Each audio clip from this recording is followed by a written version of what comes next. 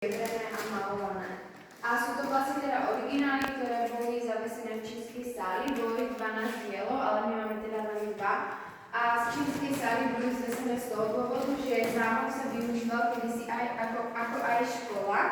A čínska sála slúžila teda ako zborovňa a vlastne, aby sa tie tapety nezničili, tak boli teda zvesené a takto dané do ruky.